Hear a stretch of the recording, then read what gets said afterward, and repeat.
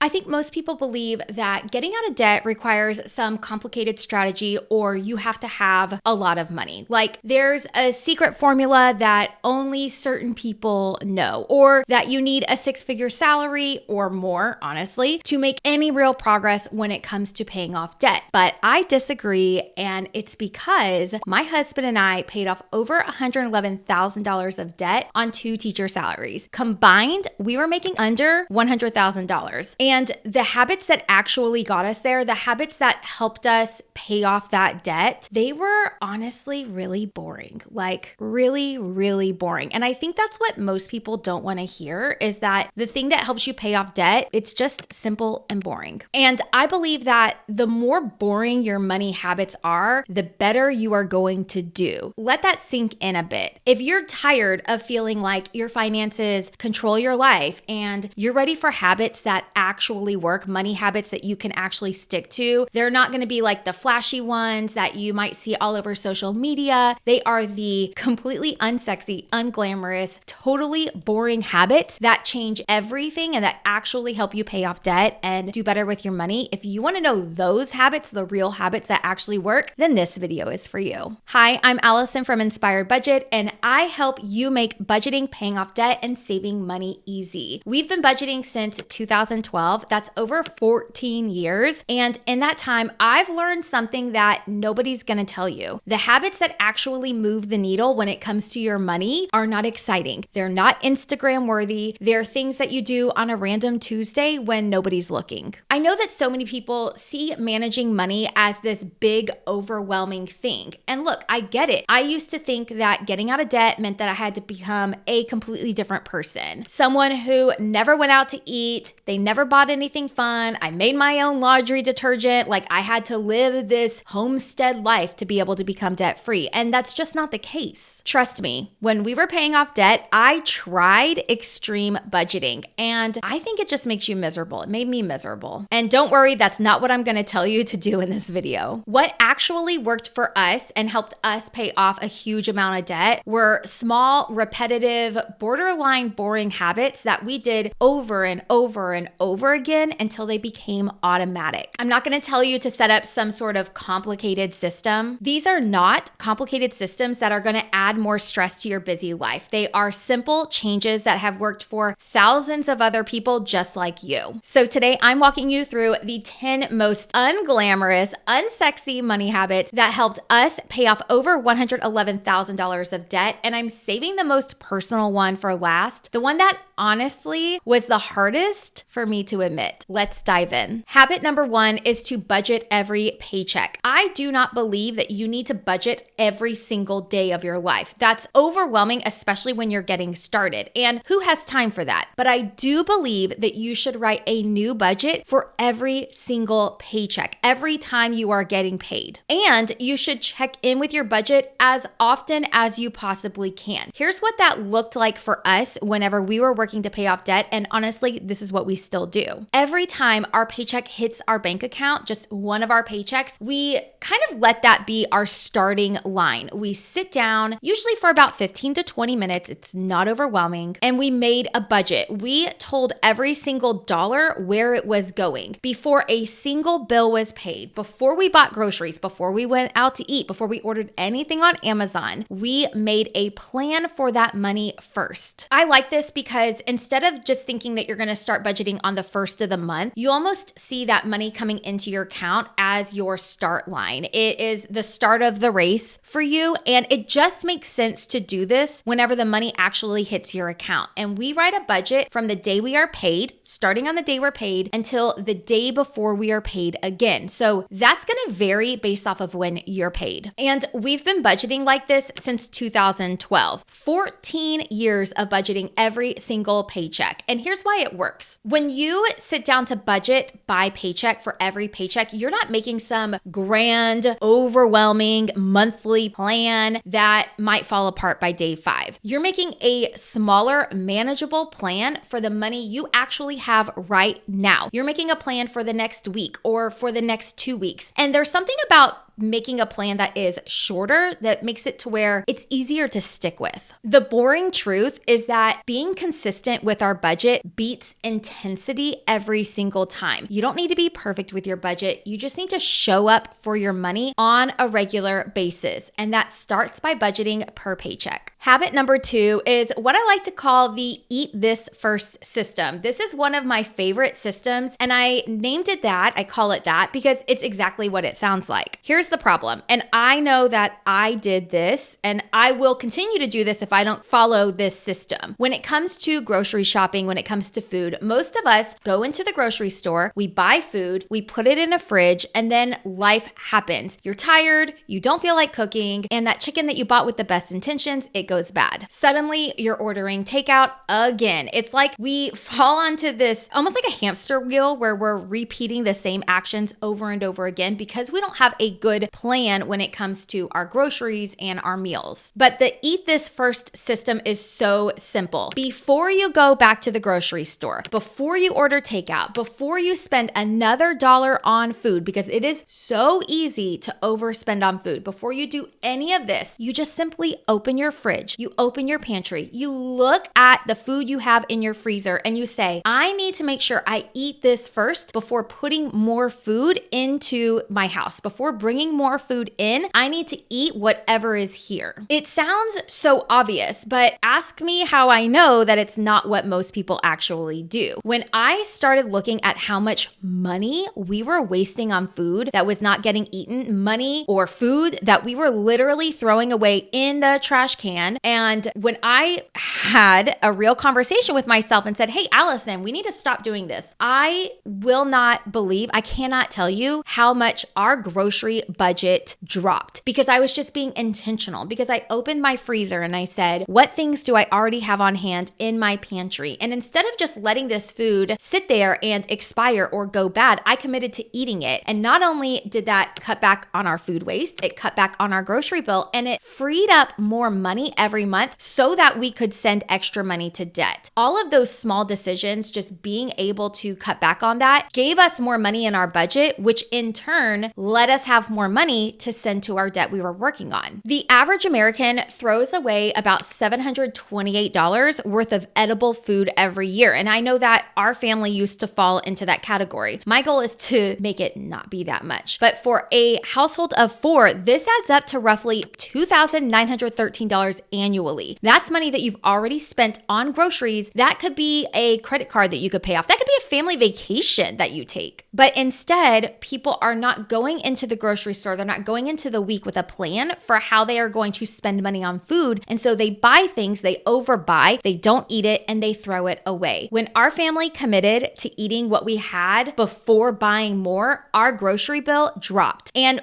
what's crazy is we weren't eating anything different. These are things we had already bought. We were just actually eating what we had already paid for. Is this habit boring? Yes. Is it effective? 100%. You will save money if you commit to eating what you have first. And I know it sounds so silly, but please try it because it's going to save you money. I just promise you it will. Habit number 3 is what I like to call the subscription scavenger hunt. I grew up loving scavenger hunts. And so I don't know, this just seems like a way to make managing your money a little bit more fun. Like, let's add some whimsy to it. So here's what you need to do for your scavenger hunt. I want you to grab your phone or your computer after this video, obviously. Open up your bank statement just last month, right? Let's go with last month. And we're going to do the subscription scavenger hunt. Here's what you're going to do. Go line by line through every single transaction and you circle every single subscription. If you don't have it printed on paper, that's okay. You can use the highlighter on your phone or you can just write it down on a notebook. Every single subscription, Netflix, the fitness app that you used twice back in January, the meal planning service that you forgot to cancel, the cloud storage that you don't even know you're paying for, circle all of them. Then add up the total. And here's another tip. Go into your phone and look at your subscriptions there as well. The first time I did this, I found subscriptions that I had completely forgotten existed. In fact, I'm embarrassed to say that my husband and I paid a $40 gym membership for a gym that we were not even using for 2 years. For 2 years, we were paying $40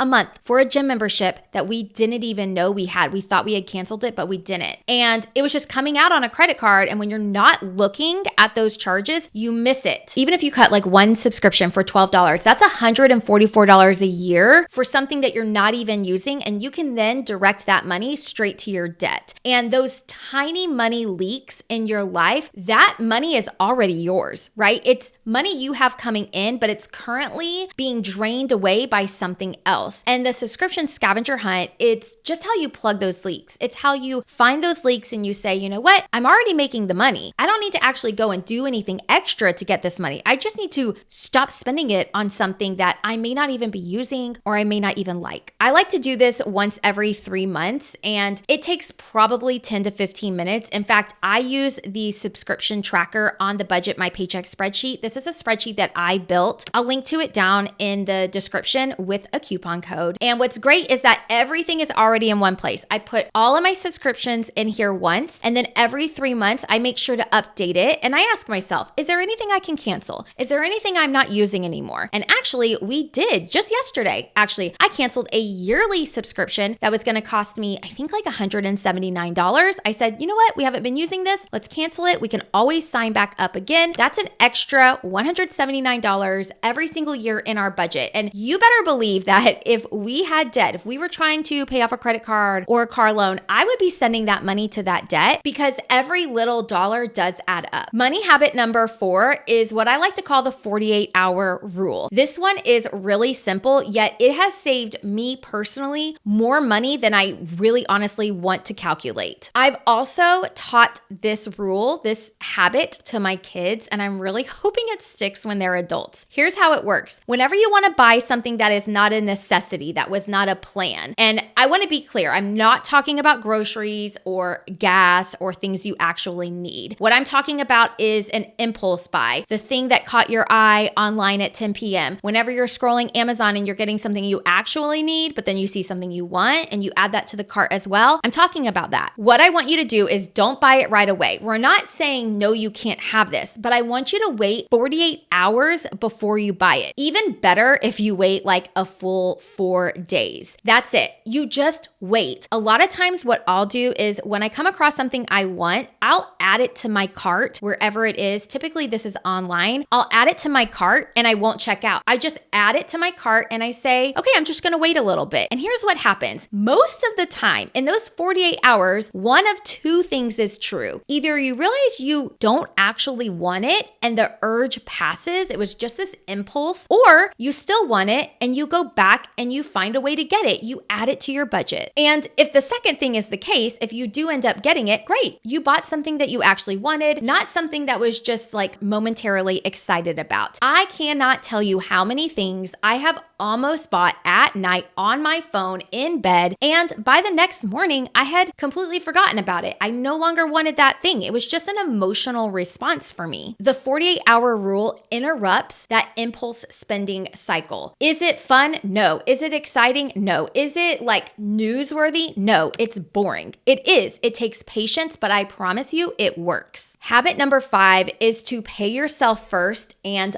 automate it. Now, if you take nothing else away from this video, please do this because it's something that you do once and you don't ever have to do it again. Pay yourself first and make it automatic. Here's what I mean by that. When most people get paid, here's the order of operations that they do. They pay the bills, they buy the groceries, they go out to eat, they spend their money, and then at the end of the month or right before they're paid again, they just see, is there any money left? Do I have anything left? And if they do, maybe they save it. Maybe they don't. The problem is there's almost never anything left because you put paying yourself, you put saving money last. You put it last on your priority list. Instead, I want you to flip the order. I want you to pay yourself or save money essentially before you spend. And here's what's crazy about this, and I just realized this. I think that we live in a world, at least I do, where I'm always wanting to take care of everyone else. I have kids, I have my husband, I have all of these things that I feel like I have to do, and I do a really bad job of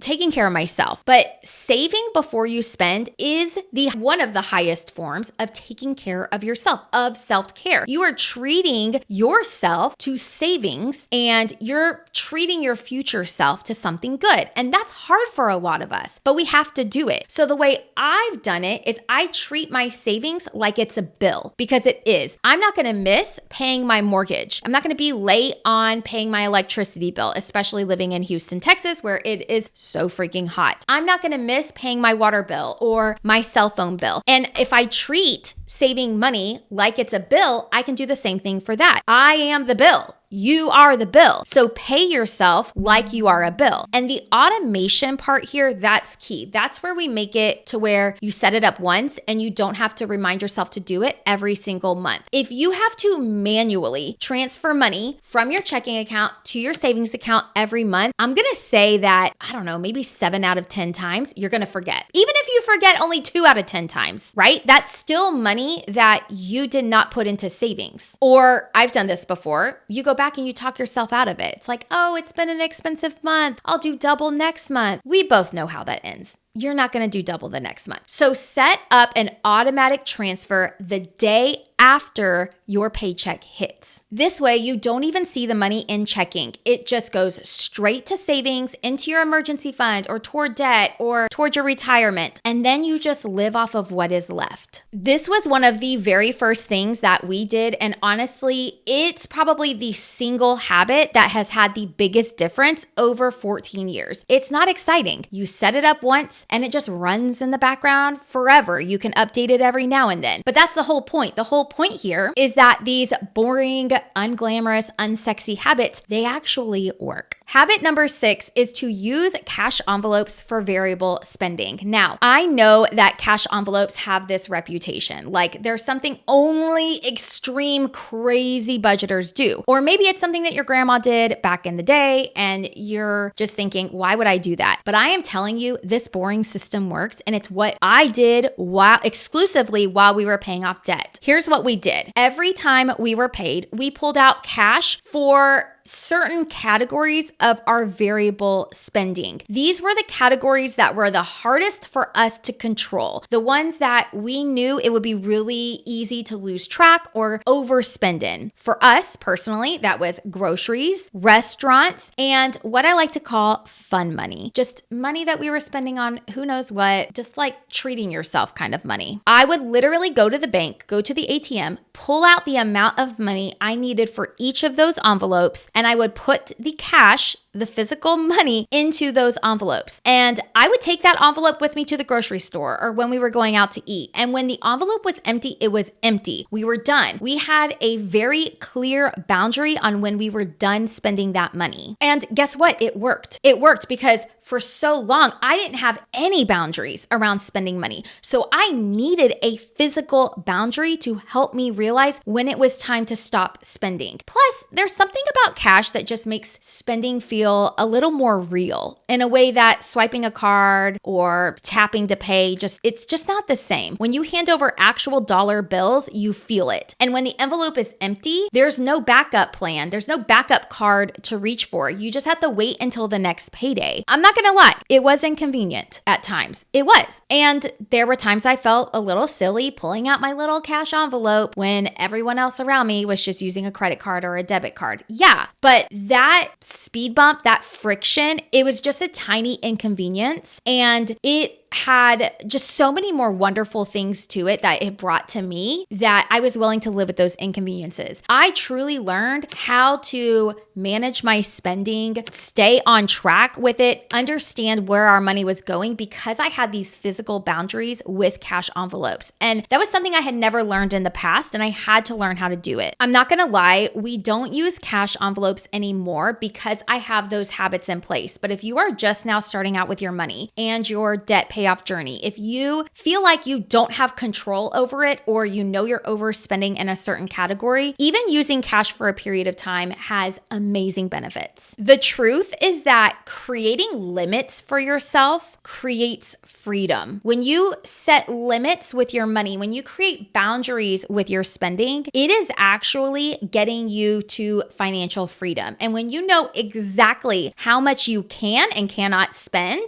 you can spend the money money that you have without guilt, knowing that you're not going to go over budget. And that's what cash envelopes can give you. Habit number 7 is what I like to call the strategic shopping formula. Here's the problem that I think most of us have. We go into the grocery store without a plan. We wander up and down every single aisle and we just grab what looks good. We get to the checkout and we're sitting here thinking, how on earth did I spend $300? That's why I follow the strategic shopping formula. It has 3 simple steps. Okay. And I'm going to use this example for grocery shopping because I feel like that is a really easy way to overspend is when you go into the grocery store and you just grab whatever looks good and you go in without a plan on what you're actually going to cook and all of that, right? I know you've been there. You know what I'm talking about. So here's how the formula works. Step 1, before you even go to the grocery store, before you even get in your car or get on the bus or the train or whatever, you open your fridge, your pantry, your freezer, and you see, okay, what meals, what dinners, what lunches, what meals can I make with the food I already have here, right? That's step 1. We want to look and we want to kind of like shop our own food, our own pantry. That way we're not buying double of things. We're actually using what we have. We talked about that in a previous step. Then step 2, I want you to plan your meals for the week based on what needs to be used up first. That means we look and we see, okay, is there anything that's about to expire? Is there anything that I have that I want to use up? Let me make sure I put that in one of the meals I'm cooking. If you open up your freezer and you see that you have chicken that's been in the freezer for a month, let's use it. Let's actually do that. That's going to be your dinner on Tuesday. Then step 3, that's when you make your grocery list from that meal plan. And here's the key. You only buy what's on the list. This is what we do every single week. My husband and I sit down. One of us will have we just use a spiral notebook and we start writing out our meal plan. I will run and go look at the fridge and the freezer and say what we have. We try to base our meals off of what we have and then we fill in the gaps from the things we need at the grocery store. And that just helps us have more control over our spending at the grocery store because it can just get out of hand if you don't do this. When I skip this formula, when I don't do this, I know I'm going to spend probably 30 to 40% more on groceries, okay? Winging it at the grocery store weekly, when I commit to doing this, I know that I'm going to save anywhere between $50 to $70 a week just by being intentional. And over a month, let's just say that's $200, right? $200 a month. Do the math. That's real money over the course of a year. What's crazy is that your grocery budget is probably one of the most flexible expenses you have. And most people don't want to sit down and deal with it. But the boring habit of showing up with a list, making a plan, having a strategy behind it, it's one of the easiest ways to keep some of that extra money and spend it on what's important to you. Money habit number 8 is no spend weekends. Now, this one might make you a little bit uncomfortable, and that's fine. That's fine. You don't have to do it, right? I'm not saying that you have to do every single habit here. I'm just sharing with you what worked for us, okay? This is what we did. We had no spend weekends, and they are exactly what they sound like. You pick a weekend, say 1 weekend per month, and you spend $0 outside of the necessities, right? Like we go to the grocery store on the weekend, we would do that. But other than that, we're not going shopping, we're not doing takeout, no Amazon, nothing, $0. And the first time we tried this, I thought that I was going to be miserable. I thought I was going to hate it. I genuinely thought like, oh my gosh, that means we're going to be sitting at home bored the entire weekend. But that wasn't the case. We got creative. We cooked together. We played board games. We went for a walk with our kids. They were younger at the time. We tried out a new park. You can still spend time together without spending money together. And then when Monday would come around, we would realize, hey, we didn't spend a single dollar in 48 hours and it feels really good. For me personally, no spend weekends taught me that a lot of what I used to spend money on wasn't necessarily adding value to my life. It was just filling time. And once I saw that, I couldn't unsee it. Now, if doing this for a full weekend feels like too much work, then just start with a no spend Sunday. Start with 1 day a week. week. See how it feels because you might actually like it and it's gonna help you save money. Habit number 9 is tracking every dollar. Now, I know what some of you are thinking right now. You're thinking, Allison, tracking all of my spending sounds exhausting. I feel like I'm gonna be behind a computer all day long, typing, and that's just too much. And I hear you. I know how overwhelming it can feel. I have been tracking every single dollar since, oh my goodness, 2006. 2006 is when I started tracking my spending. But here's the thing, and I'm gonna be honest with you, you cannot change what you don't see. If you don't know where your money is going, if you cannot identify the patterns of your spending, you can't make different choices. And if you're here watching this video, I'm guessing that you want to make different choices with your money. Now, our tracking system over the years has changed. It has never been super fancy. In fact, I have never actually really committed to using an app to track. For a long time, I used some different software programs like Microsoft Money way back in the day. It's not even around anymore. I've used Quicken, and now I just use my very own budget spreadsheet that I made. It's a really simple spreadsheet where I literally just track every single day of expenses. I add it to a category and it allows me to see how much I'm spending in different areas. That's it. It's not fancy, but it works. And I promise it also doesn't take as much time as people think it does. Here's what tracking our spending did for us that nothing else ever did or ever could. It showed us patterns in our spending that we didn't even know existed. We didn't realize how much we were spending on takeout until we saw the number in black and white, like right there. You can't deny it. We didn't realize how much those smaller Amazon purchases really add up to until you track it and all of it's put in front of you. Sometimes learning the numbers, that awareness is uncomfortable, but it's also the most powerful thing you can have because once you see it, you can't ignore it. You can't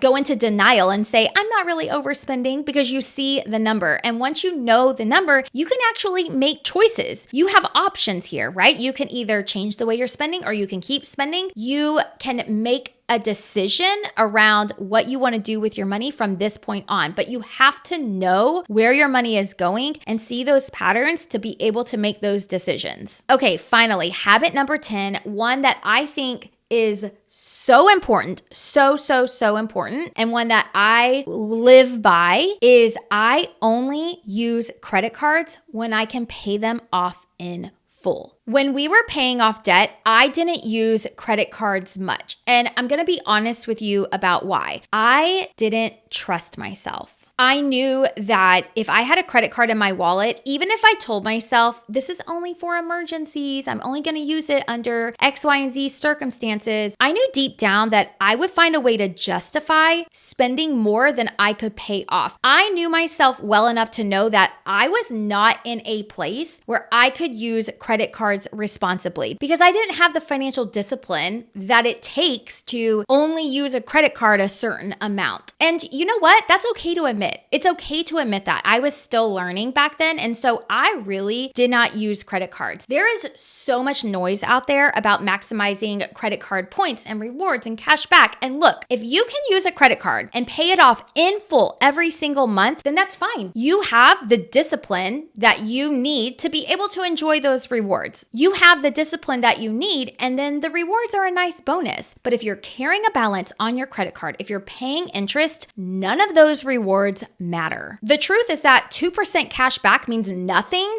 when you're paying 24, 26, 28% interest. And when we were deep in debt, the only rule that made sense for us was if we cannot afford to pay it off in full, we don't put it on the card, period. And that rule, it really protected us from ourselves. And that boring rule, that boring habit is one of the biggest reasons we were able to get out of debt. So if you're in a place where you can't completely trust yourself with credit cards, and that's okay, I was there too, I want you to hear this from someone who has been there. It's not that you're bad with money. You're just being honest with yourself. You're setting up boundaries for yourself so that way you can be successful. No amount of credit card rewards are ever going to be worth more than the interest that you're paying if you're keeping a balance on your card. So if you have debt and you're trying to pay it off and you're carrying a balance on your credit cards, stop using it. Move all of your bills to your debit card. I know that it might be an inconvenience, but I promise you it's going to be worth it. Those are the 10 most unglamorous,